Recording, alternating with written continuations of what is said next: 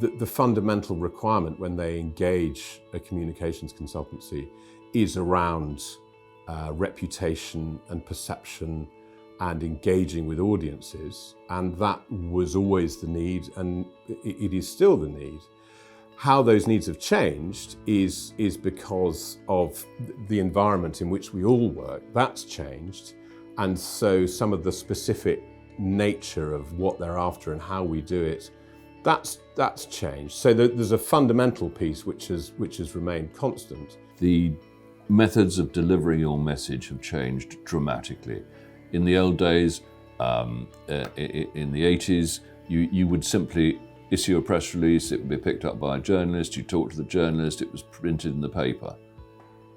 When did anybody read a printed paper recently? We read on our tablets, it's digital, it's constant. News is updated 24 hours a day, 7 days a week. It's changed hugely.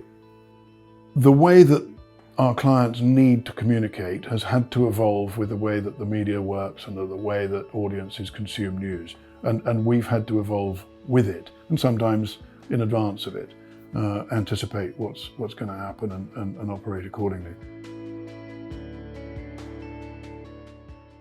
Clients come to us principally for public relations, and that is reputation management, perception, and raising a profile or managing a profile, and trying to ensure that the engagement they have with their audiences is what the client wants. You know, they want the audiences to hear the right thing and go away with the right perception.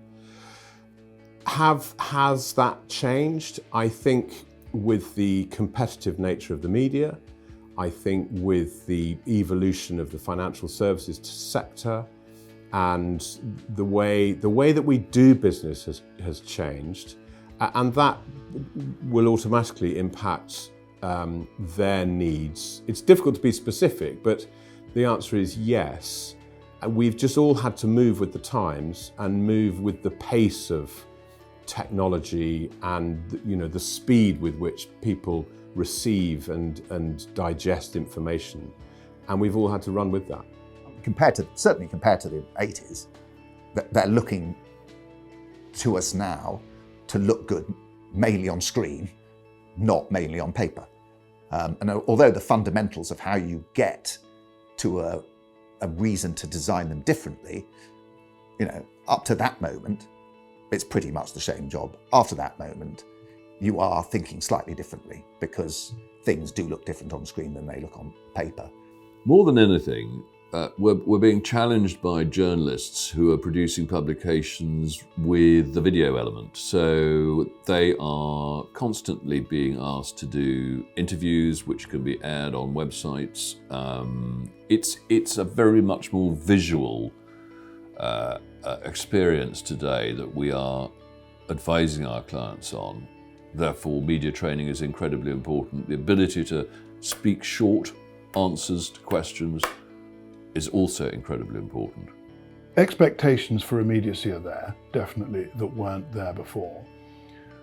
But I think where we've seen no change at all is in the nature of the relationship that exists between us and our customers. And that is one that's based on trust, and it's based on a knowledge of each other through a relationship, and a certainty that they're going to get the advice that they need and the execution that they need now more quickly than they ever did before.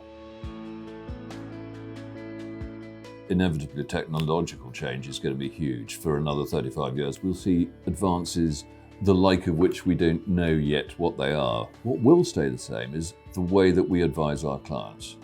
We are professional advisors, we're consultants, and they listen to us, we help them, and they will continue to do that over the next 35 years. The technology will continue to get better. The media landscape will change.